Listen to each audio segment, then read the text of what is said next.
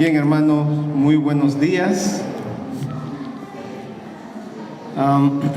Se está aperturando una nueva clase para las damas que van a estar en discipulado y también las que están llegando recién, están visitando. Entonces, están en el salón de aquí al lado, ¿ya? Para enseñar, aprender todo lo que es las bases cristianas, el fundamento del cristianismo, ¿ya?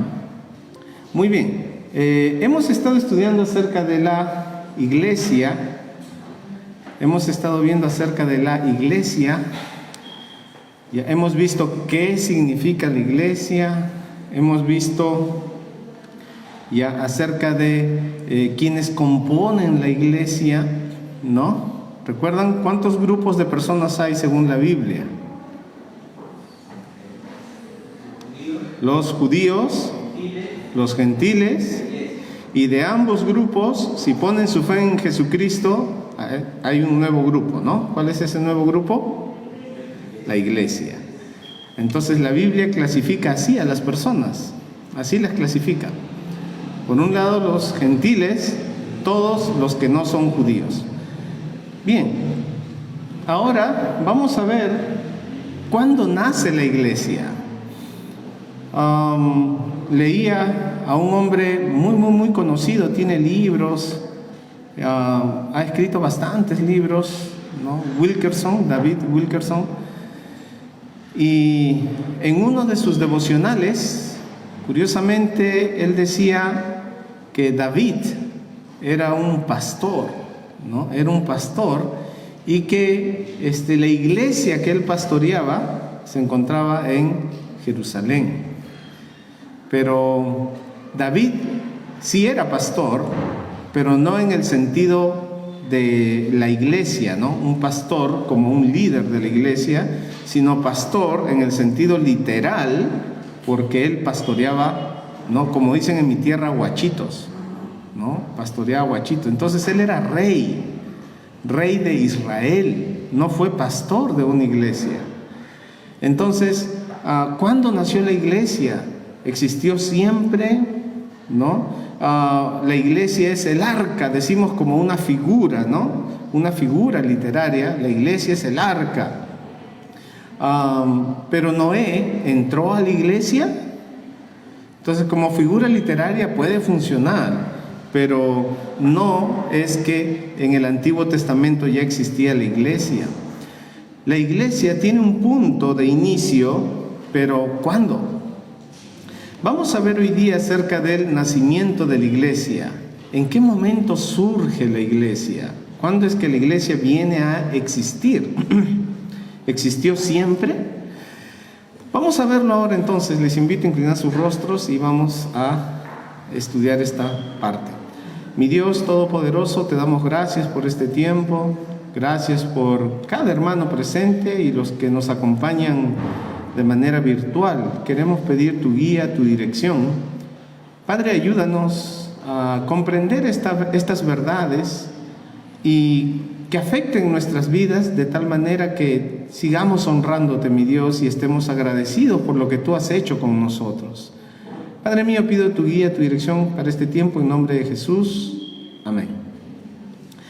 Muy bien, entonces, ¿cuándo nació la iglesia? Empecemos primero por el libro de Efesios, el capítulo 3.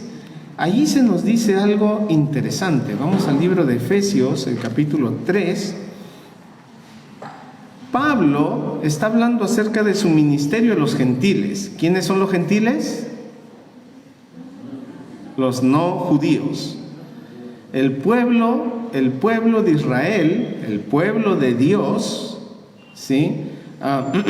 Era un grupo, tenían muchos privilegios, tenían las promesas de Dios, pero había otro grupo, recuerdan que vimos eso la semana pasada, había otro grupo que estaba lejos de Dios, sin la bendición de Dios, sin la promesa, en oscuridad. Y bueno, aquí Pablo menciona acerca de su ministerio a los gentiles. ¿Cómo es que Pablo, ¿no?, llega a los gentiles para predicar el Evangelio si el Evangelio llegó primero a los judíos? Dice aquí en el versículo 1, ¿no? Por esta causa yo, Pablo, prisionero de Cristo Jesús, por vosotros los gentiles, por ustedes.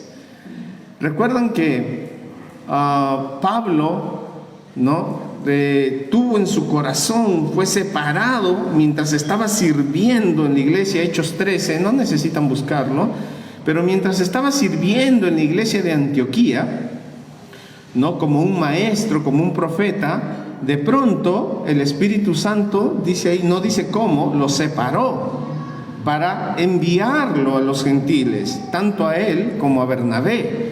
Así que fueron enviados para que el Evangelio salga de este sector y llegue hasta Europa, ¿no? Llegue hasta Europa. Por supuesto, siglos después llega hacia nosotros, ¿no? Pero Pablo fue usado para que el Evangelio salga hasta lo último de la tierra. Entonces, él dice, yo estoy prisionero de Cristo Jesús por ustedes. Esta es una de las cartas que él escribe mientras está en prisión. Que por revelación me fue declarado, versículo 2, si es que habéis oído de la administración de la gracia de Dios que me fue dada para ustedes. Hay una gracia que Dios me ha dado para administrarlo para ustedes, ya que por revelación me fue declarado el misterio.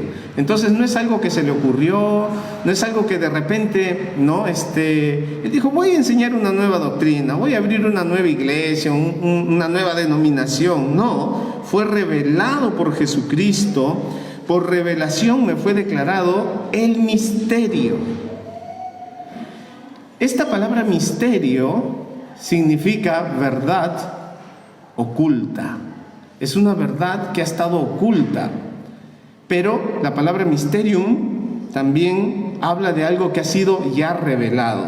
Entonces, dice él que le fue revelado un misterio. Versículo 4. Saltamos al versículo 6. ¿Cuál es ese misterio? Versículo 6, que los gentiles son coherederos y miembros del mismo cuerpo. Esto era un misterio, ¿no? Estaba antes oculto. Miren el versículo 5, leyendo lo cual, ¿no?, podéis entender cuál sea mi conocimiento en el misterio de Cristo. Misterio, versículo 5, que en otras generaciones no se dio a conocer a los hijos de los hombres, como ahora es revelado a sus santos apóstoles y profetas por el Espíritu. Entonces, este misterio no era conocido por las generaciones pasadas. Los profetas del Antiguo Testamento no conocían este misterio. Los hombres de Dios del Antiguo Testamento, de la dispensación de la ley, desconocían este misterio. A Pablo se le reveló, pero era desconocido para otras generaciones. ¿Sí? Misterio que en otras generaciones no se dio a conocer a los hijos de los hombres, como ahora es revelado a sus santos apóstoles y profetas por el Espíritu. Entonces, este misterio ya es la iglesia. Y esta no era conocida en el Antiguo Testamento, sino que ha sido revelado a los apóstoles. Y los apóstoles empiezan su ministerio ya después de Jesucristo, después de que Jesús es elevado, ¿no? Después de que Jesús asciende al cielo, ellos empiezan, poco después en el Pentecostés, empiezan su ministerio. Ellos estuvieron con Jesucristo, caminaron con Jesucristo, ya ellos recibieron esta bendición, especialmente Pablo. Ellos lo recibieron y no lo podían entender. Era difícil de aceptar para ellos. Era tan difícil para los judíos aceptar la idea de que el mensaje de la palabra de Dios está llegando, o sea, está cruzando las fronteras de Israel. Para ellos era difícil de entender esto. La palabra de Dios venía a Israel, pero ahora resulta que está saliendo de sus fronteras para que otros lo escuchen también. Esto era difícil de ser aceptado por ellos. A tal punto que cuando Pedro recibe esa revelación y va a Cornelio y predica a Cornelio y reciben el Espíritu Santo, en un ratito vamos a explayarnos un poquito más, y cuando reciben al Espíritu Santo, él se queda perplejo. ¿Cómo? Esto era un regalo solo para los judíos, ahora lo están recibiendo también los gentiles. Él se queda sorprendido. No podían creer que esa bendición que era para Israel ahora está saliendo de sus fronteras. Era difícil para él aceptar esto.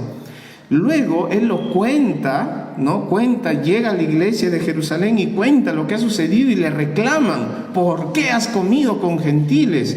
No debías sentarte a la mesa con ellos, porque había una especie de racismo. Eran bien cerrados y no comían con gentiles, no había este trato. Así que ellos le reclaman: ¿por qué has comido con los gentiles? Y él les explica: bueno, fue por obra del Espíritu Santo, él me impulsó, el Espíritu Santo me dijo que vaya. Y no se quedaron muy contentos. Hermanos, décadas después, todavía Pedro no asimila la idea de que el Evangelio ha cruzado las fronteras de Israel. Décadas después, cuando él está en la iglesia de Antioquía, esto lo pueden ver en Gálatas 2, lo pueden leer en otro momento, él está en la iglesia de Antioquía y llegaron judaizantes. Él, que comía bonito con los gentiles, siendo el judío, comía con los gentiles, llegaron los judaizantes, se empezó a apartar. No quiero tener problemas con ellos, así que ya no comía con los gentiles y empezó más o menos a guardar la ley. Entonces Pablo observó esto y le llamó la atención.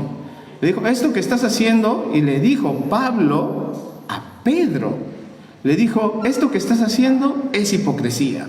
Fuertemente le llamó la atención Pablo a Pedro y le dijo: ¿cómo es posible, si tú, siendo judío, has vivido como gentil, obligas a estos hombres a judaizar? No. Le llamó la atención fuertemente.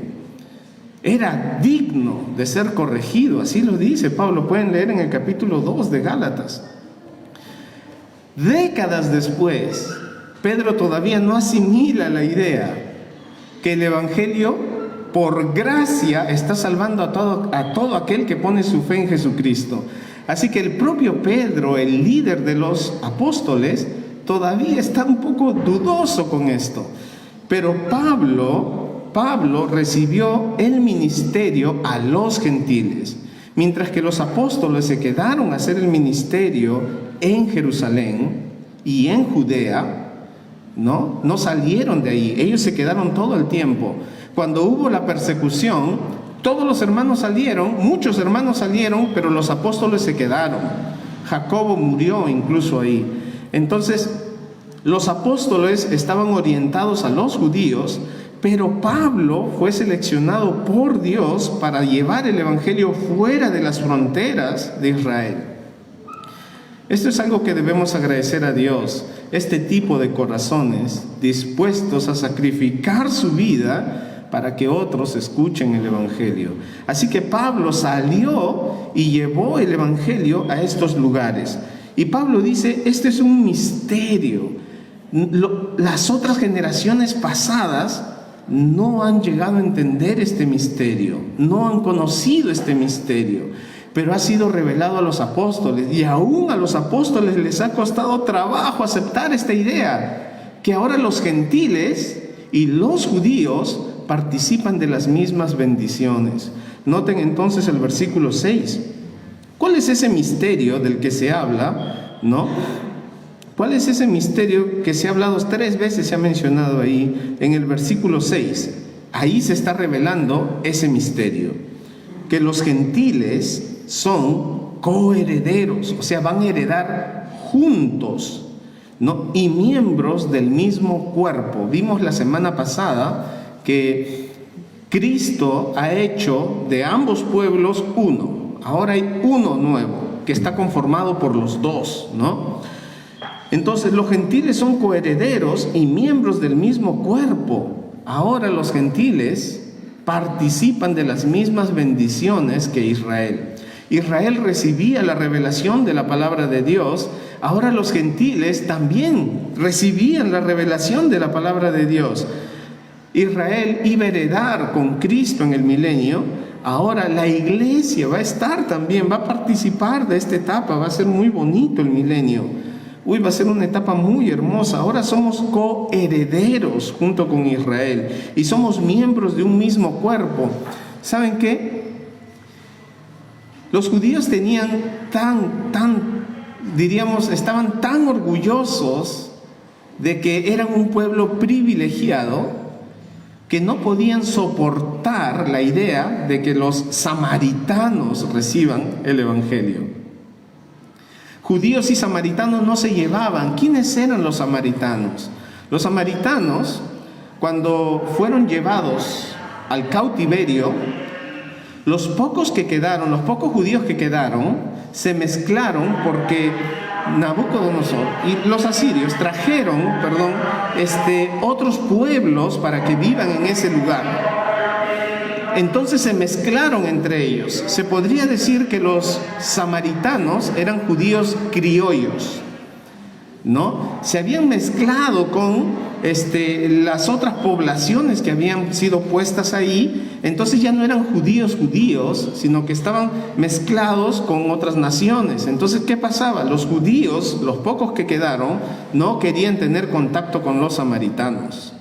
Es por eso que cuando Jesús se acerca a la mujer samaritana, ella le dice, ¿no? Judíos y samaritanos no se llevan entre sí. ¿Tú por qué estás hablando conmigo? Entonces, hermanos, era difícil que un judío siquiera entre a la casa de un gentil. Pero ahora no solo se trata de entrar y compartir la mesa con un gentil, sino ser parte del mismo cuerpo.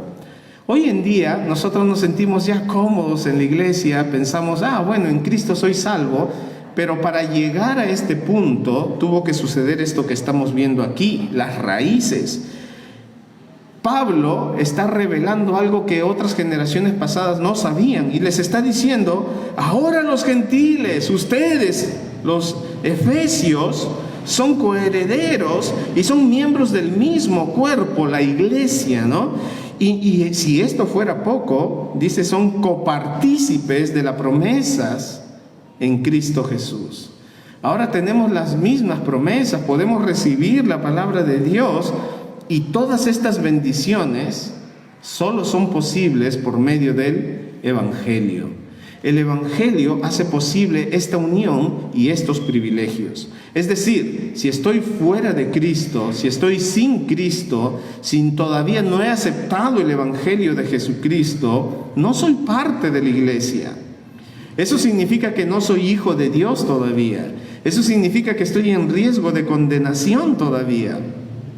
Así que estamos hablando de una dispensación diferente. Noten el versículo 9. Dice, y de aclarar a todos cuál sea la dispensación del misterio escondido desde los siglos. Dios escondió este misterio. Dios lo escondió. No quería que los hombres, los santos del Antiguo Testamento conozcan este misterio. Dios mismo lo escondió. Y Pablo dice, ahora tengo que aclarar esto, ¿no? Esta es una nueva dispensación. Ahora estamos en la dispensación de este misterio, que es la iglesia. ¿Y con qué propósito? Versículo 10. Para que la multiforme sabiduría de Dios sea ahora dada a conocer por medio de la iglesia. La iglesia ahora da a conocer este misterio, pero ¿a quiénes? A los principados y potestades en los lugares celestiales. Ni los ángeles conocían este misterio. Ni los ángeles. Así que Pablo ha tenido un privilegio grande, ¿no? Está revelando esto que para nosotros hoy en día ya es información por demás conocida, pero Pablo aquí en este punto está revelando este misterio. Así que esto nos indica algo más. Esto nos indica que la iglesia no existía en el Antiguo Testamento. La iglesia no existía en el Antiguo Testamento. La iglesia tampoco existía en el tiempo de Jesús. Era un misterio que más adelante va a ser revelado, poco después. Entonces, mirando hacia adelante, vamos a ver ahí, entonces, por favor busquen Mateo, ¿no? Mateo 16, 18. Entonces, ya sabemos que en el Antiguo Testamento no existía la iglesia. Ya, está bien. Entonces, ¿cuándo nació la iglesia? Si no existía en el Antiguo Testamento, ¿cuándo nació? Vamos al libro de Mateo, el capítulo 16, ¿ya? Y vamos a ver ahí indicios, porque todavía ahí no nace la iglesia. Mateo 16. Jesús está con sus discípulos y les hace una pregunta interesante. Les dicen, ¿quién dicen los hombres que yo soy? ¿No? ¿Quién dicen los hombres que es el Hijo del Hombre? O sea, yo, ¿no? Dice Jesús. ¿Qué piensa la gente de mí? Entonces, ellos dijeron, unos, Juan el Bautista, ¿no? Otros dicen que tú eres Elías. Otros dicen que eres Jeremías. Otros dicen que tú eres un profeta. Ya, eso dicen ellos. Está bien, ellos no tienen tanta iluminación. ¿Y ustedes? ¿Qué piensan de mí? Ustedes, ¿quiénes creen que soy yo? Y ustedes saben que Pedro era un hombre impulsivo, ¿no? Impulsivo, de esos que no pueden callar. Lo primero que le viene a la boca, él habla nomás, ¿no? Ya ha pasado varias veces, ya ha pasado en una enramada, ¿no? Cuando él dice, se da la transfiguración y Jesús se vuelve blanco, ¿no? Sus ropas, y ahí aparecen Moisés y Elías, ¿no? Y mientras están hablando, interesante, ¿no? Como dice, hay que construir una enramada, ¿no? Y una voz de arriba, este es mi hijo amado, y él le interrumpe mientras él está hablando. Él es una persona que se avienta, ¿no? Se avienta rápido, ve a Jesús ahí en el agua caminando y, si eres tú Jesús, manda que yo vaya. Él es un hombre impulsivo. Esta vez también respondió de manera impulsiva, pero esta vez era guiado por Dios. Respondiendo, Simón Pedro le dijo, tú eres el Cristo, el Hijo del Dios viviente. Tú eres el Cristo. Ahora, esto tiene mucho significado en este contexto. Aceptar que Jesús es el Cristo es el Mesías, es decir, Dios hecho hombre. Es decir, que el Dios que iba a venir y gobernar en Israel, ¿no? El príncipe esperado, el príncipe de paz que era esperado, era el Cristo, el Mesías. Entonces, cuando Él le dice, tú eres ese Cristo, el que hemos estado esperando, Jesús le dice en el versículo 17, bienaventurado eres Simón, hijo de Jonás, porque no te lo reveló carne ni sangre, sino mi Padre que está en los cielos. Entonces, ¿se imaginan la alegría que tenía Pedro? Esta vez acerté. En varios momentos he metido la pata, pero esta vez acerté, ¿no?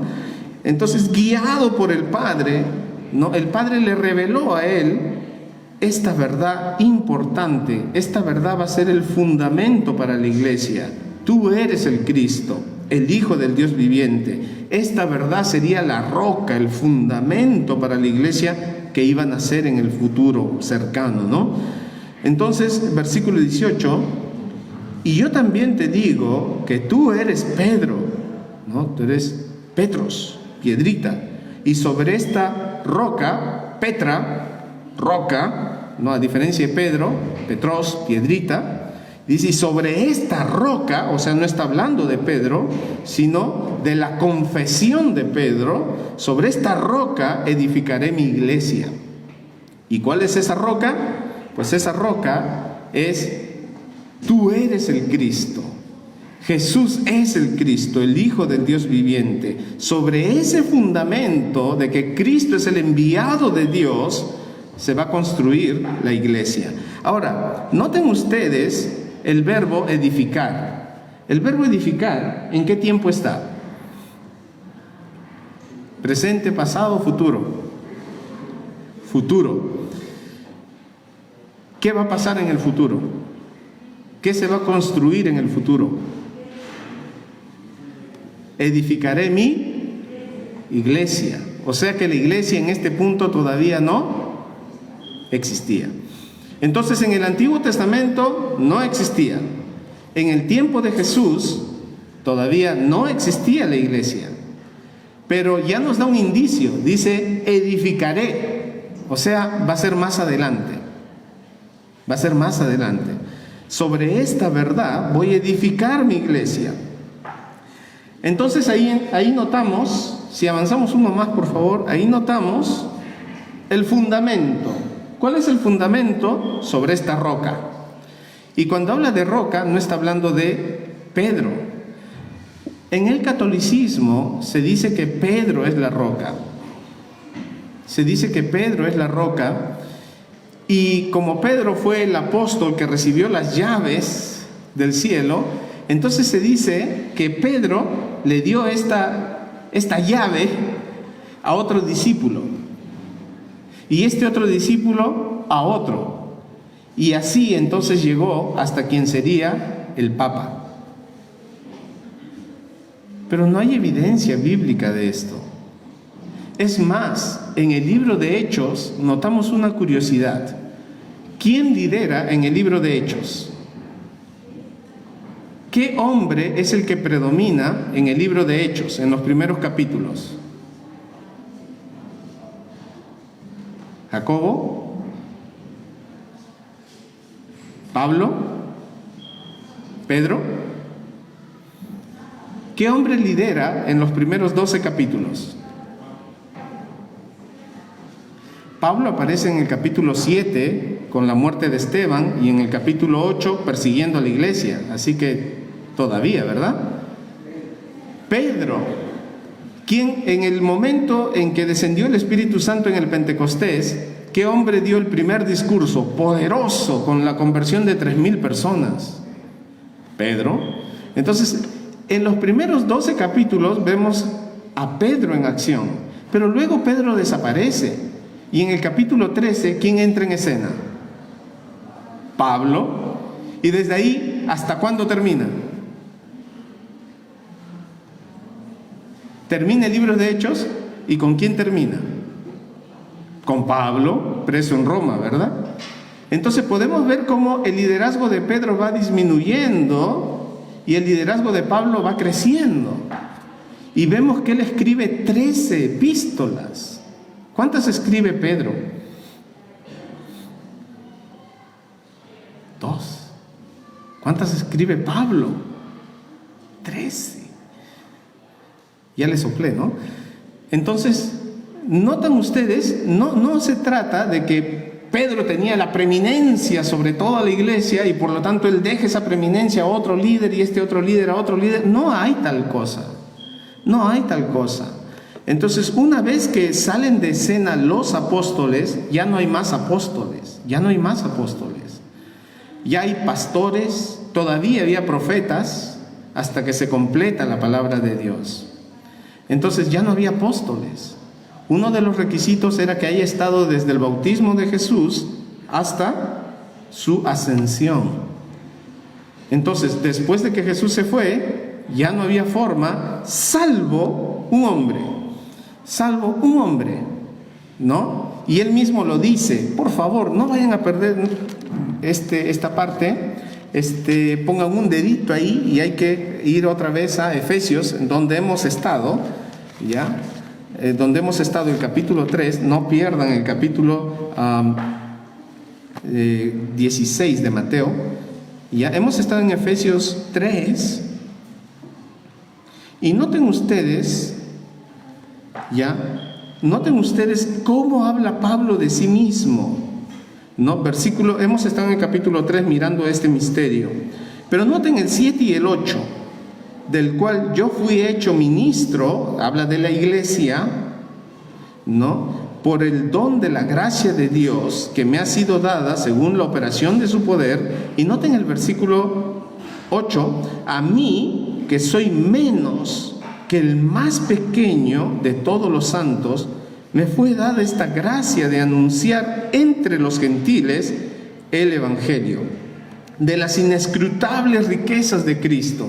Pablo dice, yo soy el más pequeño, incluso el abortivo, el último ya, de todos los apóstoles que caminaron con Cristo. Yo soy el abortivo, es porque cuando ya Cristo no estuvo, a mí me separó aparte. Incluso a mí no me enseñó Jesús en su ministerio en la tierra, a mí me lo enseñó en una revelación. Entonces Cristo mismo me dio toda la doctrina que tengo. Él lo dice en el libro de Gálatas. Cristo mismo me enseñó a mí. Yo no caminé con los apóstoles. Entonces, un requisito para ser apóstol era haber estado durante el ministerio de Jesús hasta su ascensión. Pablo es la única excepción. Después de él no hay otra excepción. No hay más apóstoles. No hay más apóstoles. Dice, yo fui el último, ya el más pequeñito, el abortivo ya. Pero ahí terminó todo. Entonces, ya no hay más. Pedro tenía el ministerio hacia los judíos y a Pablo se le dio el ministerio hacia los gentiles. Así que, mirando hacia adelante, Jesús dice, esta confesión es la roca. Y sobre esta roca voy a edificar mi iglesia. No es Pedro, por si acaso, ¿ya? No es Pedro, ¿ya? La roca. Es Petros, piedrita. Le dice, no, tú eres Pedro, una piedrita. Y sobre esta Petra, sobre esta roca, voy a edificar la iglesia. Así que no se trata de Pedro. Hay una clara distinción que no se nota mucho en el español, pero en el griego se nota la gran diferencia. Piedrita, piedrota, ¿no? Roca, inamovible, inconmovible. Entonces, y sobre esta, no sobre esta, sino sobre esta voy a edificar mi iglesia. Entonces, está allí el fundamento, Cristo. Pero hay también una promesa. Gracias a Dios por esta promesa. Hermanos, debemos agradecer a Dios por esta promesa. La iglesia ha sido perseguida por mucho tiempo. Ha habido muchos intentos por apagar la iglesia. No siempre ha habido persecución. La iglesia ha sufrido, pero no siempre ha habido persecución. No sé si estoy correcto, no sé si estoy recordando bien, pero creo que han sido 7 emperadores que persiguieron a la iglesia, ¿ya? Pero no todos han perseguido a la iglesia, ¿ya? No todos han perseguido. Entonces, hasta el año 300 después de Cristo, en que se considera o se declara a la iglesia cristiana como la iglesia oficial de Roma, hasta ese punto creo que han sido 6 o 7 emperadores. Han habido muchos más, así que no todos han perseguido a la iglesia. Y algunos han tenido una persecución fuerte, muy fuerte, tratando de exterminar a la iglesia, porque los consideraban subversivos, como terroristas, a pesar de que ellos nunca tomaron armas, nunca tomaron armas. Eran los ciudadanos más pacíficos. Sin embargo, se creía que su mensaje podía desunir a Roma, porque el fundamento de Roma, ¿quién era? El César. El emperador era el fundamento, tenía que ser adorado como un dios y era el pegamento para Roma. Pero resulta que los cristianos no podían aceptar la idea de que un hombre sea adorado como Dios o venerado como Dios. Así que ellos no rendían pleitesía al César, no rendían este culto al emperador. Entonces se les llamaba traidores, se les consideraba como traidores a la patria, porque no rendían culto al emperador. Entonces son un peligro. Ellos decían, solo a Jesucristo vamos a adorar. No, tienes que adorar al emperador. No, solo a Jesucristo. Muerte con ustedes entonces. Y muy similar a estas persecuciones va a ser en el tiempo de la tribulación. Aquellos que se quedan y no quieren ir a condenación, no se dejan poner el sello ni en la frente ni en la mano derecha, van a ser perseguidos, ¿ya? Bueno, ese es otro tema ya, escatología, ¿no? Para el futuro. Pero regresando a este punto, la iglesia ha sido perseguida y muchas veces con intención de ser aplastada. No sé si ustedes han escuchado de la cortina de hierro, no sé si han escuchado, el cristianismo ha sido muy perseguido, ¿no? Tanto en la Europa oriental como en el Oriente, ha sido muy perseguido por una tendencia política muy perseguida con el propósito de aplastar a la iglesia, perseguirla y terminar con ella. Y aún así, la iglesia no ha desaparecido. ¿Por qué? Hermanos, el comunismo ha perseguido fuertemente a la iglesia a través de la historia. Fuertemente. Entonces, muchos pastores han muerto en sus garras y muchos creyentes, ¿ya? Dios ha dejado una promesa, aún en esos lugares donde ha habido persecución. Noten ustedes la promesa que Dios ha dado. Las puertas del Hades no prevalecerán contra ella. Muchos de nuestros hermanos han muerto en las fauces de leones. Muchos de nuestros hermanos han muerto a filo de espadas. Si ustedes buscan en internet la vida de Perpetua, se pueden quedar impactados.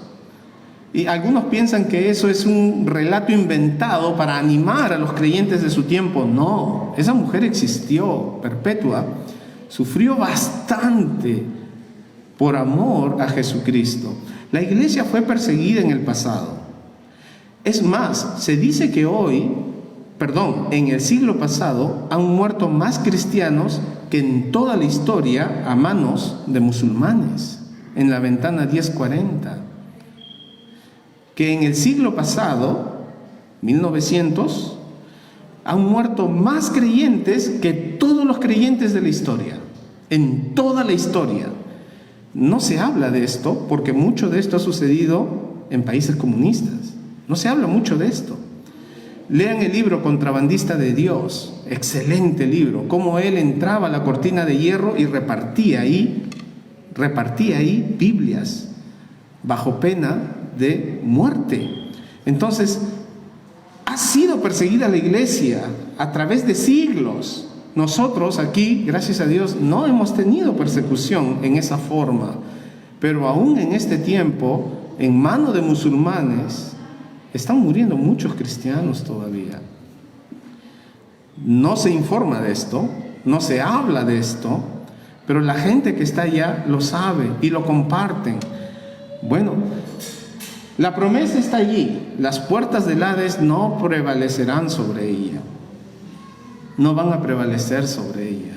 Entonces, miren, de repente usted puede pensar, pero pastor, yo conozco iglesias que se han cerrado. Bueno, iglesias locales, sí, hay iglesias que se han cerrado, pero la iglesia ha permanecido a través de los siglos.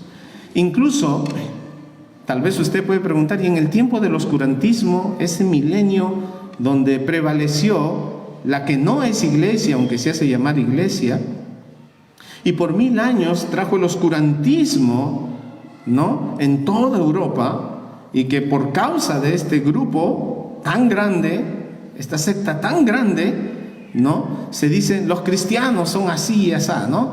Miren cómo las cruzadas ha sido una matanza promovida por los cristianos. Ellos no eran cristianos y no lo son ahora. No están sobre este fundamento que es Cristo.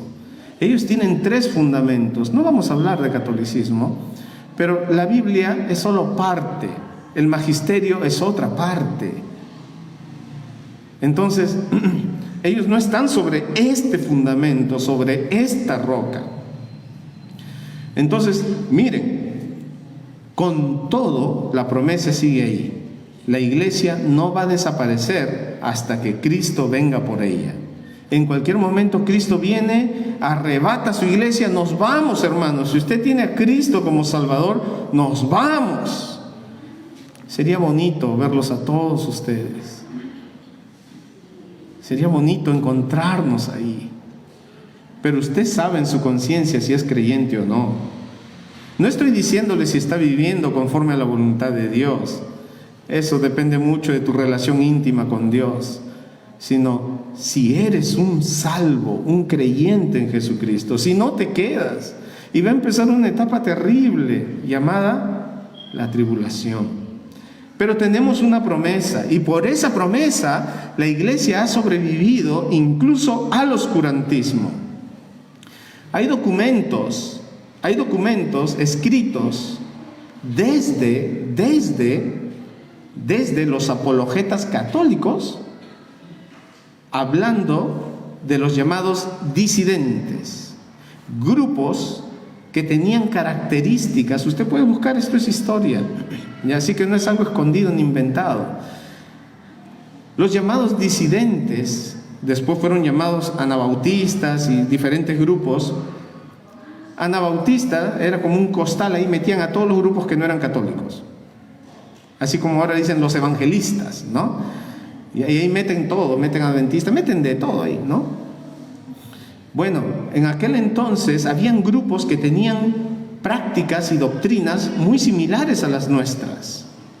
Habrían grupos incluso pre-reformados, ¿no? Antes de Martín Lutero, John Hus ya tenía las creencias, no todas, pero muchas, similares a las nuestras. Y él murió por su fe. Y mientras él era quemado en la hoguera, él cantaba himnos y le pedían que se calle, y él oraba por aquellos verdugos que estaban acabando, consumiendo su vida en el fuego. La iglesia ha sido perseguida por siglos por mentes que aborrecen a Dios, abominan a Dios y sus verdades, pero ahí está la promesa: el Hades no prevalecerá sobre ella. Así que aún en el oscurantismo habían grupos que ya mantenían la doctrina. Se sabe de ellos no por lo que ellos escribieron, sino por lo que se escribió contra ellos. Hay muchos documentos de apologetas católicos hablando de sus doctrinas. No quieren bautizar niños porque dicen que deben ser regenerados. Así escribían, porque ellos sí bautizaban niños. Esos grupos. Entonces pueden buscar por ahí los valdenses, etcétera, etcétera. Habían grupos, aún en esos tiempos. Así que aún cuando este grupo gigante apostató de la verdad evangélica, todavía habían grupos, porque la promesa de Dios estuvo allí. El Hades no prevalecerá contra ella. Ok, estamos consumiendo bastante tiempo ahí, así que tenemos que avanzar. Entonces, mirando hacia adelante, Jesús dijo: edificaré mi iglesia. Entonces todavía no existía. Entonces, descartamos que en el Antiguo Testamento existía la iglesia. Ok, entonces nos vamos a detener por unos minutos en el ministerio del Espíritu Santo. ¿Por qué, pastor? Si estamos hablando de la iglesia, ¿qué tiene que ver, no? ¿Qué tiene que ver la neumatología, el Espíritu Santo, con eclesiología, la iglesia? Mucho. Les animo a buscar en la Biblia, en 1 Corintios 12, versículo 13. Pastor, hemos tratado este versículo bastante. Sí, necesitamos afirmar esta verdad. Entonces, Jesús está mirando hacia adelante y dice: edificaré mi iglesia. Ok, ¿en qué momento se edifica la iglesia? El ministerio del Espíritu Santo tiene mucho que ver. En 1 Corintios 12, 13 dice: porque por un solo Espíritu, ¿cuántos fueron bautizados? Todos. ¿Quién todos? Todos los creyentes. Por un solo Espíritu fuimos todos bautizados. ¿Y en dónde fuimos bautizados? Normalmente se usa agua, ¿no? La palabra baptizo significa sumergir, ¿no? Este verbo es sumergir completamente. Ok, normalmente se usa agua. Pero cuando habla acá, en este versículo, el elemento no es el agua. ¿Qué elemento se usa aquí? ¿En qué se sumerge? ¿Qué dice el versículo? En un cuerpo. En un cuerpo fuimos todos bautizados. ¿Qué significa eso? El cuerpo de Cristo. No, sean judíos o sean griegos. Está usando como sinónimo de gentiles. Sean esclavos o sean libres. A todos se nos dio a beber de un mismo espíritu. ¿Qué está diciendo este versículo? Hay un cuerpo. Quitemos de nuestra mente el agua para el bautismo. Y en lugar de agua pongamos un cuerpo. Y a este cuerpo le vamos a llamar la iglesia, porque esto lo dice el contexto. Hemos hablado de esto, ¿no? Hemos tenido un estudio de 1 Corintios. Este año lo hemos terminado. Así que ya hemos hablado de esto, ¿no? La iglesia, el cuerpo de Cristo. Entonces, todo aquel que pone su fe en Jesucristo, el Espíritu Santo lo toma y no lo sumerge en agua. ¿En qué lo sumerge?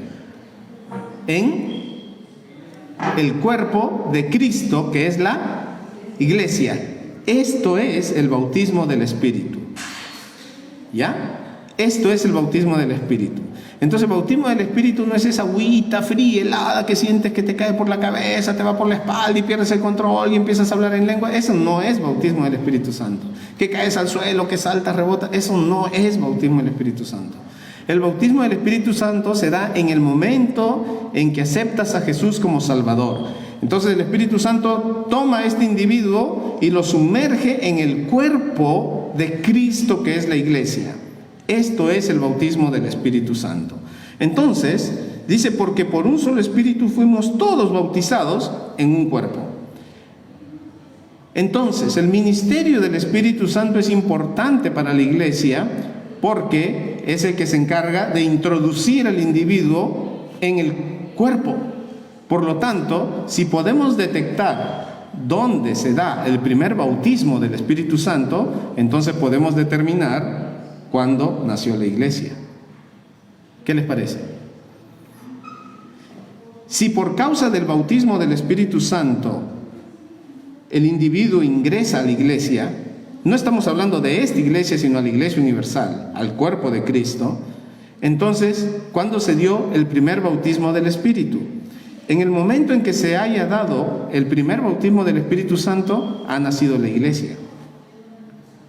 Porque es parte fundamental para la iglesia. Es quien se encarga de introducir a las personas a la iglesia cuando ponen su fe en Jesucristo. Entonces, ya tenemos más indicios. Jesús dice, edificaré mi iglesia. Entonces, nos dice que es el Espíritu Santo quien nos introduce a la iglesia. Entonces tenemos que detectar cuándo y dónde se dio el primer bautismo del Espíritu Santo. Entonces, ahora vamos a ir a otro texto que nos dice, ¿no? Así como Jesús dice, acá no fue, va a ser en el futuro. Ya. Pedro dice, acá no fue, fue en el pasado. ¿Ya? Miren por favor Hechos capítulo 11. Hechos capítulo 11. Entonces, mientras Jesús dice, aquí todavía no existe la iglesia, voy a edificarla en el futuro, Pedro dice, miren, el primer bautismo del Espíritu no se dio aquí, no fue aquí, fue en el pasado. Ya ustedes conocen el capítulo 10, ¿no? Ya ustedes conocen, allí el primer gentil recibe a Cristo como Salvador, el primer gentil. Pastor, ¿y el etíope eunuco? Bueno, el etíope eunuco, ¿a qué había ido a Jerusalén? A adorar. Entonces ya era judío. Ya era, entonces, ya sea prosélito, ya era judío. Entonces, el primer gentil es Cornelio. Y ya saben, ¿no? Que mientras él estaba con hambre, meditando, descendió un lienzo con animales. Mata, come, le dijo una voz, ¿no? Y él dijo, no, nunca he comido algo impuro, ¿no? Nunca, yo soy judío, no, nada de estas impurezas han entrado en mi boca. Y dice, lo que Dios limpió no lo llames inmundo. Entonces lo envía para que hable con Cornelio, el primer gentil, un soldado romano, un centurión romano, lo envía para que le hable del Evangelio. Vamos a detenernos rapidito en el capítulo 10, para entrar luego al 11, rapidito, ¿no? Noten ustedes que desde los versículos 36 está hablando de Jesús, ¿no? Dios envió mensaje a los hijos de Israel anunciando el evangelio de la paz, así que evangeliza.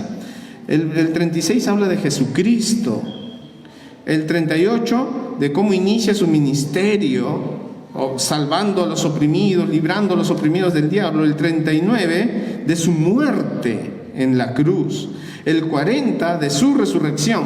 ¿Cuál es el extracto del evangelio? La muerte, sepultura y resurrección.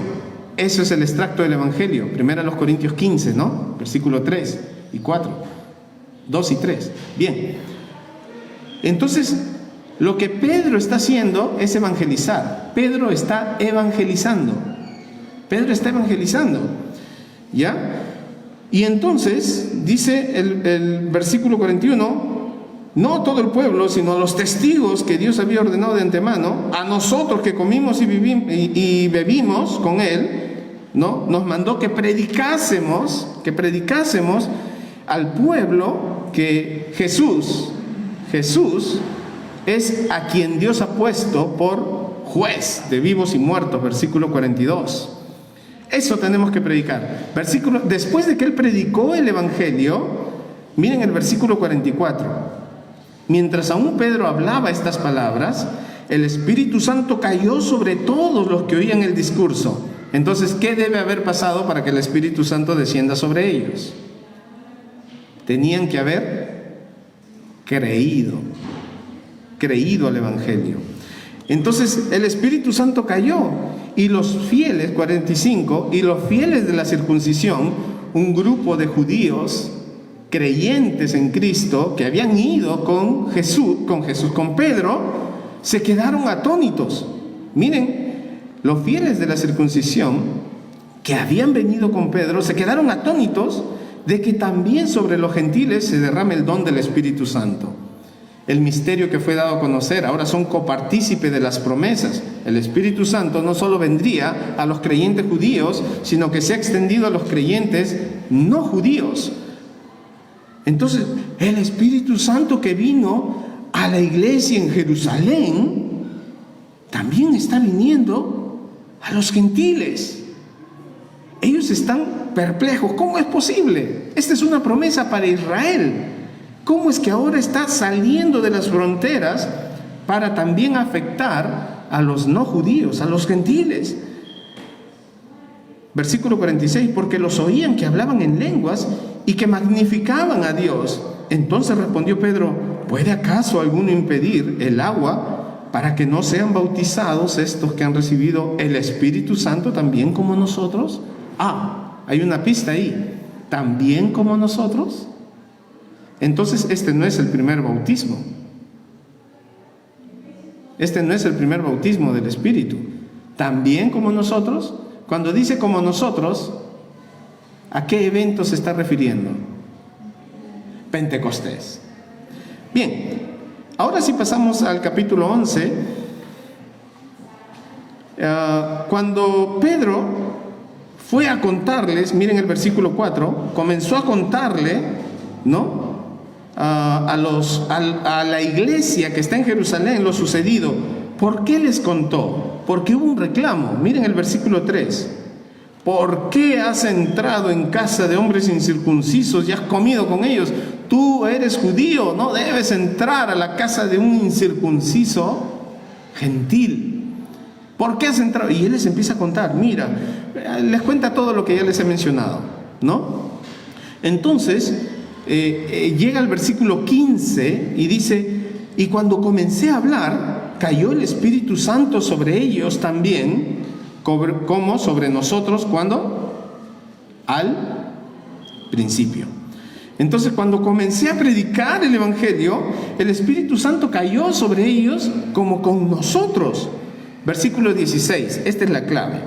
Entonces me acordé de lo dicho por el Señor, cuando dijo, Juan ciertamente bautizó en agua, mas vosotros seréis bautizados con el Espíritu Santo. Bautismo del Espíritu, sí, pero dice que este no fue el primero. Él dice que Cornelio y su gente recibieron el bautismo bautismo, así como nosotros. ¿Cuándo recibieron ese bautismo Pedro y la iglesia de Jerusalén? ¿En qué momento? Hechos 2. Vamos a Hechos 2. Entonces, él está diciendo, sí hubo un bautismo del Espíritu Santo aquí, pero no fue el primero. A nosotros también nos pasó lo mismo. Ese fue el primero. Entonces el ministerio del Espíritu Santo nos dice que es el Espíritu Santo quien bautiza al creyente. O sea, lo toma y lo sumerge en el cuerpo de Cristo. Lo bautiza dentro del cuerpo, lo sumerge en el cuerpo de Cristo. Entonces, ¿cuándo fue el primer bautismo? Bueno, aquí nos dice que hubo un bautismo, pero también nos dice que no fue el primero. Cuando cayó sobre ellos, me acordé de lo que dijo el Señor, ¿no? Cayó sobre ellos como también sobre nosotros.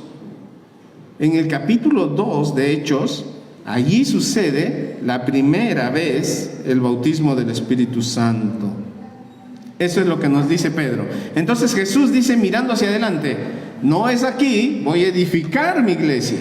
Y Pedro dice, aquí hay un bautismo del Espíritu Santo, pero no es aquí, pasó antes. Entonces en Hechos 2, cuando llegó el día de Pentecostés, ¿no? Esta fiesta es la fiesta de la cosecha, la fiesta de la primicia. Los judíos, este era tiempo de cosecha, los judíos cosechaban y su primera cosecha lo llevaban al sacerdote, lo llevaban y lo presentaban. Esta era la fiesta de las primicias, la fiesta de la cosecha. Era bien conocido, era la fiesta más grande. Son 3 fiestas grandes, fiestas nacionales, tienen más fiestas, pero son 3 fiestas nacionales. Esta es la más grande, es la fiesta de las primicias. Entonces vienen de todos lados del mundo, ¿no? Venían de todos lados del mundo, iban a Jerusalén y entonces ahí celebraban esta fiesta tan grande, tan populosa, conocida, ¿no? Y entonces, curioso, porque Pentecostés significa fiesta de primicias o fiesta de la cosecha, y es aquí donde se dan la primicia, los primeros miembros de la iglesia.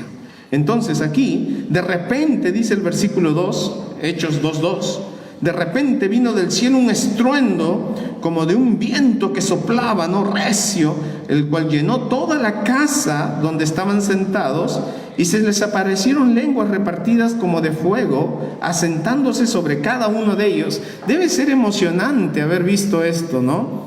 En el Antiguo Testamento, cuando construyeron el templo de Salomón, de inmediato la presencia de Dios, el Shekinah, vino sobre el templo y todos supieron que su presencia estaba allí porque había fuego. Ahí está la presencia de Dios. Pero ahora Dios está diciendo, el templo ya no es de material, ¿no? Ya no es de ese material inerte. Ahora el templo son ustedes. Mi presencia está en ustedes. Entonces ahora la presencia de Dios, tal como se vio en el primer templo, tal como se vio como un fuego, ahora se ve en los creyentes. Y aparecieron lenguas como de fuego, dice, ¿no? No está hablando de las lenguas, eso se ve más abajo, ¿no? Eso se ve más abajito, ¿no? En el 8, 9, 10, ya esas son otras lenguas. Este se le vio como una lengua de fuego sobre su cabeza. La presencia de Dios ha venido a morar en el creyente por primera vez en esta forma. Entonces dice aquí, versículo 4, y fueron todos llenos del Espíritu Santo y comenzaron a hablar en otras lenguas. Este es diferente a lo que está pasando en el versículo 3. Entonces noten ustedes, aquí se da el primer bautismo del Espíritu. Aquí se da el primer bautismo del Espíritu Santo. Entonces, ¿eso qué significa? ¿En qué momento nació la iglesia? En el día de Pentecostés. Jesús dice, sobre esta roca edificaré mi iglesia, o sea, todavía en el futuro. Y Pedro dice, mira, aquí pasó un bautismo del Espíritu Santo, Hechos 11, pero no fue el primero. El primero se dio en Hechos 2. Entonces ya podemos identificar. Ahora, en el libro de Hechos, ¿sabes en qué momento aparece por primera vez la palabra iglesia? Miren Hechos 2:47. Hechos 2:47. ¿Qué tal si lo leemos todos?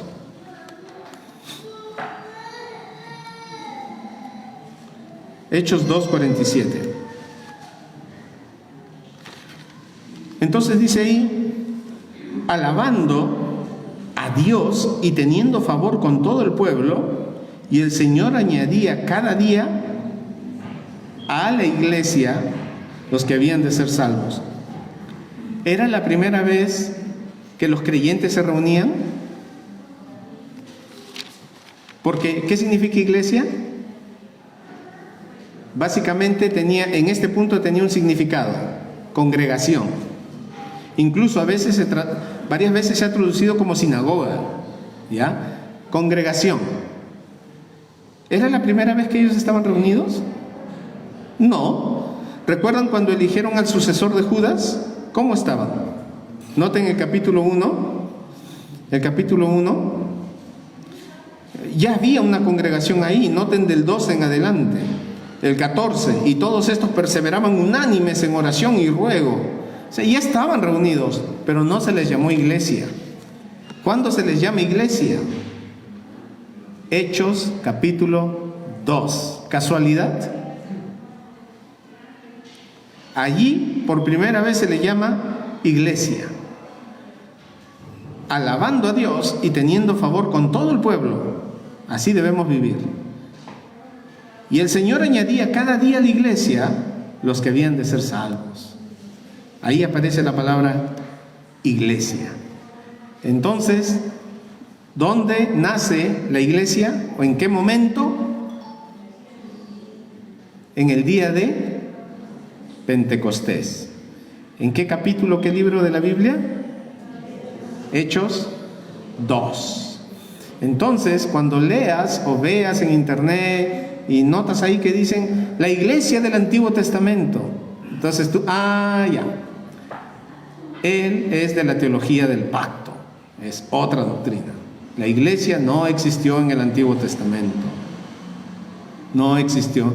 No, que la iglesia ha reemplazado a Israel. No, Dios tiene planes para Israel, pero para el futuro. Ahora está en stand-by. En el futuro va a regresar. Va a regresar. Todavía en la tribulación va a tener participación. Los 144,000 van a ser de la iglesia, van a ser testigos de Jehová. ¿Qué van a hacer? De las tribus de Israel. Dios va a trabajar con Israel en la tribulación. Apocalipsis 7, Apocalipsis 14. Entonces ahí lo puede encontrar. Dios va a trabajar todavía con Israel. ¿Ya? Entonces, hermanos, nos quedamos con esta promesa. Las puertas del Hades no prevalecerán contra ella. Habrá momentos duros, hermanos, habrá momentos difíciles, como va a haber momentos bonitos también. Ahora no tenemos persecuciones, hay otras formas de tribulación, ¿verdad? Cada uno tiene sus propias luchas, cada uno enfrenta sus propios retos, pero no tenemos persecución como iglesia. Hermanos, que esto no nos lleve a adormecernos. Hechos 8. ¿Qué pasó con la iglesia cuando se durmió en sus laureles? 3,000 convertidos, 5,000, 4,000 convertidos, ¿no? Hermanos, la iglesia crecía mucho. ¿Qué hizo la iglesia? Se durmió. Para despertarlos, Dios envió a Saulo de Tarso. Hermanos, no hay que dormirnos. Y no me refiero literalmente a este momento, aunque ya pueden ir despertando, ya estoy terminando. No hay que dormirnos. Como iglesia tenemos que vivir para Dios, servirle. Comparte tu fe, los que están a tu alrededor. Comparte tu fe, asiste fielmente. Asiste fielmente, mantén una buena comunión con Dios, lee tu Biblia, ora, congrega, comparte tu fe. Vivamos nuestra fe. No hay que adormecernos. No hay que adormecernos. Todo está bien, hay trabajo, hay salud, ¿no? Si tienes salud, dinero y amor, contento, ¿no? ¿Quién ofrece esto? Los chamanes, ¿verdad? Los chamanes ofrecen eso. El Señor Jesús te dijo: ven hijo, yo te voy a dar salud, dinero y amor. No. En el mundo tendréis aflicción. Pastor, total, usted me quiere animar o desanimar, pero confiad, yo he vencido.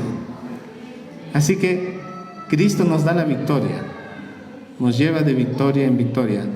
Hay una promesa: las puertas del Hades no prevalecerán contra su iglesia. Así que vivamos en ese triunfo, ¿ya? Vamos a orar. Padre Celestial, gracias te damos por este tiempo, gracias por tu palabra. Qué bonito es saber que somos parte de un cuerpo que no es terrenal, un cuerpo espiritual. Somos parte de un cuerpo que tiene esta naturaleza que viene desde tu corazón cuando fundaste la iglesia, mi Dios. Padre, gracias por esa misericordia que has tenido, que hemos abierto nuestros ojos por acción del Espíritu Santo y hemos visto nuestra condición. Estamos en pecado, estamos perdidos. En Cristo Jesús tenemos perdón de nuestros pecados. En Cristo Jesús tenemos limpieza para nuestros pecados. En Cristo Jesús tenemos, mi Dios, tantas promesas celestiales y promesas para esta vida también. Padre, tantas bondades para con nosotros, pecadores. Padre, tal vez hay corazones aquí que todavía no te conocen. Abre sus ojos, que vean la condición en que se encuentran y el peligro en que están. Si partieran de este mundo sin Jesucristo, irían a condenación. Y si tú vinieras a recoger a la iglesia, se quedarían a pasar un tiempo terrible de tribulación. Mi Dios, que vean este peligro y que pongan su mirada en Cristo Jesús, su fe en Él para salvación. Mi Dios, y a nosotros, los que ya hemos puesto nuestra mirada en Cristo, ayúdanos a permanecer de esta manera, seguir mirándole a Él y correr la carrera despojándonos de todo peso, de pecado que nos asedia, que nos impide correr bien, nos hace cojear. Padre Celestial, danos triunfos esta semana. Te lo pedimos en Cristo Jesús. Amén. Bien, adelante, hermano.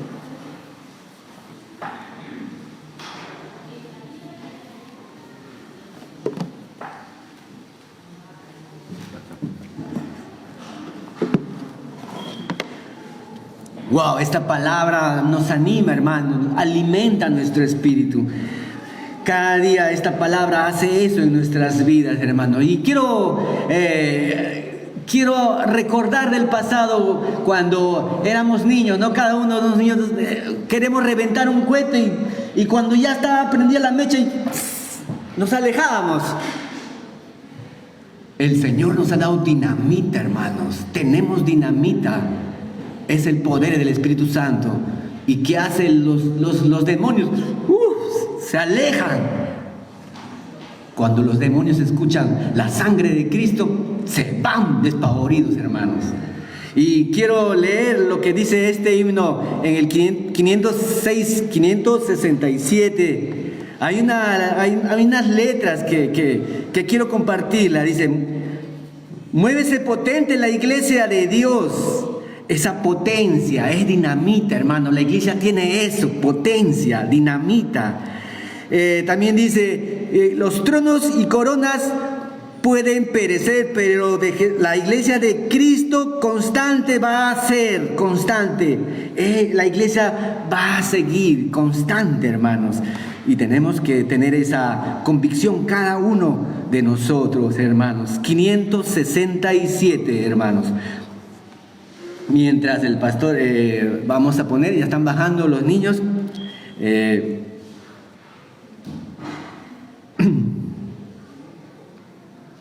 567, ¿ya? Vamos a ponernos de pie, hermanos, y vamos a seguir firmes y adelante, hermanos. Me quedo con esta palabra de Dios que dice: en el mundo tendréis aflicciones, pero confiad, yo he vencido al mundo, dice el Señor. Amén, hermanos, sigamos cantando al Señor.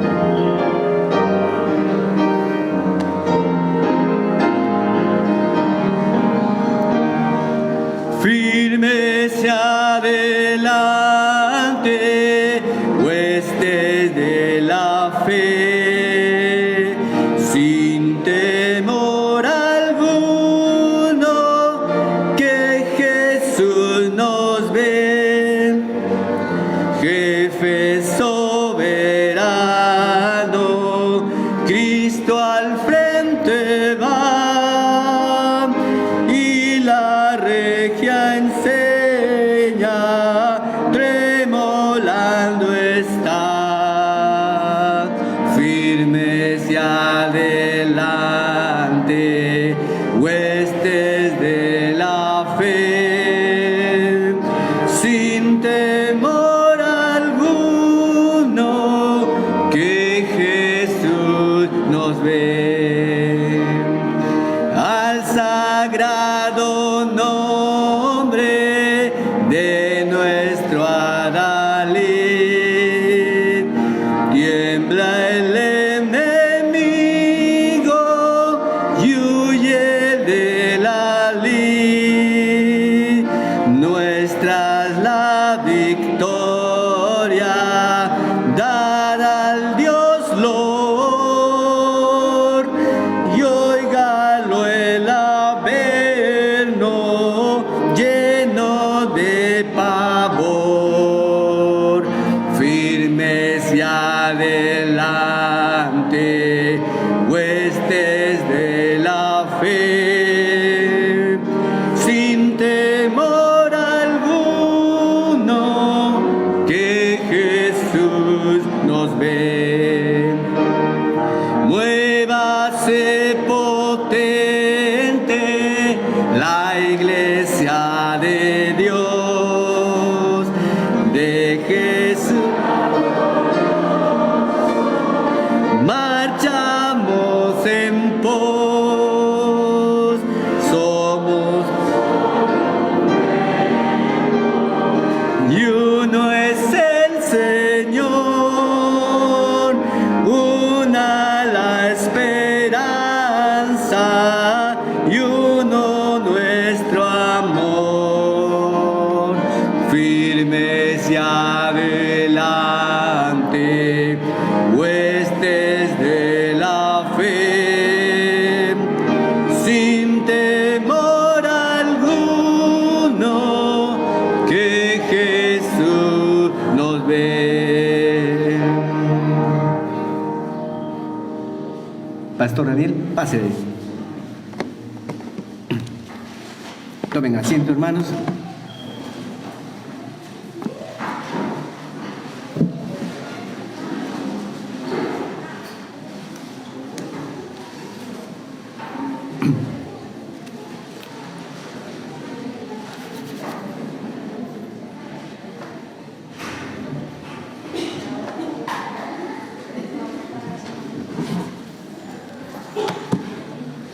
Bien, hermano, tengo algunos anuncios, no son muchos, pero primero, Pastor Alan se comunicó hace poco y envía saludos para la iglesia.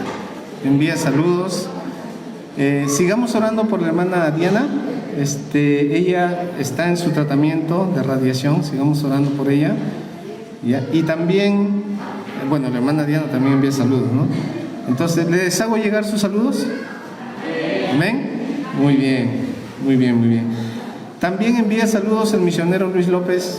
El miércoles anuncié esto, pero muchos de ustedes no estuvieron. Entonces, el misionero Luis López envía saludos y también agradecimientos por la ofrenda que la iglesia ha enviado. Un apoyo grande para la situación que están pasando, ¿ya? Gracias a Dios, entonces, por cada corazón que ha dado de manera desprendida. También envía saludos la familia de Santi, ¿ya? ¿Les hago llegar sus saludos? Amén. Muy bien, muy bien. Hermanos, el sábado 24, es decir, el último sábado de este mes, las damas tienen una reunión de 4 a 5 y media. El último sábado, ¿ya? De 4 a 5 y media. Es una reunión para damas. Se acerca la gira del seminario del 20 al 25 de septiembre. Del 20 al 25 de septiembre, la gira del seminario. Vamos a tener... ¿Ustedes han visto o han conocido al pastor Bailete? Que tiene Operación Jonás. No sé si han visto, viaja a un sector y ahí predica por 3 días en todo ese sector. Ya, él está, justamente el hermano Julio de Santi está trabajando con él, está en su iglesia, ¿ya? Entonces va a venir él, ya, Bailete Velázquez, y va a venir también el hermano Julio de Santi. Van a venir los dos, ¿ya? Y vamos a hacer por 3 días este plan, esta operación Jonás. Entonces, miércoles, jueves, viernes, ya, del 20 al 25 va a ser ya la gira, pero el 20, 21, 22 vamos a tener esta operación Jonás. Vamos predicando por las calles. Les invito, si usted tiene tiempo, de repente no puede el miércoles, puede el jueves, amén. No puede ni miércoles ni jueves, el viernes. Entonces se da un tiempo y salimos, ¿ya? Esto va a ser parte de la gira. Vamos a hacer esta operación Jonás. Y el sábado que sería 24 de septiembre, ¿cómo? El sábado sería el sábado de esa gira. Vamos a tener una conferencia o una mini conferencia, ya, de capacitación evangelística. Entonces vamos a aprender cómo evangelizar individualmente, después como iglesia, y vamos a tener talleres, ya, talleres, material gratuito, ya, material gratuito. Así que les invito a estar ese sábado 24, va a ser de 6 a 10. Hicimos con la escuela dominical y el tiempo quedó cortito, ¿no? Faltaba bastante, quedó cortito el tiempo. Entonces van a ser talleres de 45 minutos, break, 45 minutos, break, teoría y práctica. Ya va a ser teoría y práctica. Entonces, me dice el pastor que va a ser bien práctico, bien dinámico, y va a usar algo de los pasos del maestro. Así que es bien dinámico, ¿ya? Les invito entonces a inscribirse, esto sí es importante, y está abierto también para las demás iglesias. Es una mini conferencia, ¿ya? Es capacitación para evangelismo, capacitación evangelística, ¿ya? Entonces, les animo, de repente usted quiere compartir el evangelio con algún familiar, ¿no? Una amistad, y no sabe cómo hacerlo, y tiene la impotencia, ¿no? Da vueltas y vueltas y vueltas, y ¿cómo puedo hacerlo? Esto nos va a ayudar, ¿ya? Nos va a ayudar. Bien, entonces no se olvide las ofrendas y diezmos. Aquí está al frente, usted puede pasar y dejar ahí sus ofrendas, sus diezmos. Hacerles recordar también que tenemos los servicios los días miércoles, ya es presencial. Hermanos, es importante que una iglesia ore. Y entiendo que oramos individualmente, entiendo que oramos en casa, pero es importante que la iglesia ore corporativamente, como un cuerpo, ¿sí? Como una iglesia. Entonces les animo a estar el miércoles a las 7, ¿ya? A veces el tráfico es fuerte, como que no favorece, pero hay que hacer un esfuerzo. Miércoles a las 7 ya tenemos servicio presencial, oración y estudio bíblico. Sábados, el viernes que pasó tuvimos la reunión de parejas. Entonces les animo, en septiembre vamos a tener la otra reunión de parejas. Hemos dejado tarea, compartan con las damas las tareas, con los varones, yo voy a compartir, ya, para que hagan las tareas y no se queden al aire este mes, las parejas que por diferentes motivos no pudieron venir, ¿ya? Entonces hay que compartir las tareas, y si tienen necesidad de un libro, avísenos para hacer un pedido, ¿ya? Hacer un pedido, si quiere el físico, si quiere virtual, comuníquese también, ¿ya? Comuníquese conmigo. Ya, entonces, el último viernes de cada mes, y esto es ya para septiembre. Sábados, los jóvenes tienen su reunión a las 8 de manera virtual todavía. Los domingos en la mañana 9:30 y en la tarde a las 6. Les animo también, en la tarde estamos estudiando el libro de Primera a los Tesalonicenses. Dar la bienvenida, esta vez lo he hecho al revés, a Ángel, que está con nosotros. Ángel, Dios te bendiga, gracias por acompañarnos. Se contactó por el Facebook y ya está aquí con nosotros. Puedes ponerte de pie para que los hermanos te... ¿Sí? Ángel, ahí está, él es Ángel. Así que vamos a darle una fuerte bienvenida, ¿sí? 2, 3. Bienvenido. Muy bien, bienvenido, gracias por estar con nosotros, ¿ya? Puedes tomar asiento. Recuerda los servicios, miércoles 7, domingo en la mañana 9:30 y en la tarde a las 6, ¿ya? ¿Hay alguna otra visita? No quiero que se me vaya a escapar alguna visita. ¿Alguien que viene por primera vez? ¿Sí? ¿Tenemos alguien? ¿Cuál es su nombre?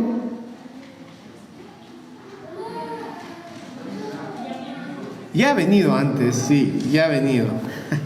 Muy bien. Bien, cumpleaños. Hermana Silvia, por favor, pase adelante, hermana Silvia Tugno. Hermano Jacinto está de viaje, oremos por él. Ya está en Huancayo, está visitando su mamita, ¿ya? Ahí está recibiendo su obsequio. ¿Alguien más ha estado de cumpleaños esta semana? ¿Alguien más ha estado de cumpleaños? Nadie más, ¿no? Bien, vamos a cantar entonces un feliz cumpleaños.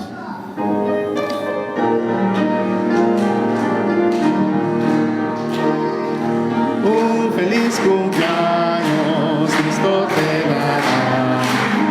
Todos te deseamos la felicidad y rogamos todos por un día feliz. Que Dios te bendiga, ahora y siempre, amén. Cumpleaños feliz, te deseamos a ti. Que Dios te bendiga. Cumpleaños feliz.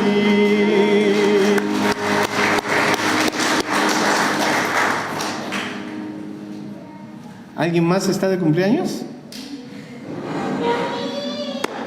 También ha sido el día del niño. Hoy es día del niño. Un saludo para todos los niños. Ya los maestros han dado sus regalitos, pues. Un saludo, ¿ya? ¿Quieren aplaudir para los niños? Ya, unas palmitas para los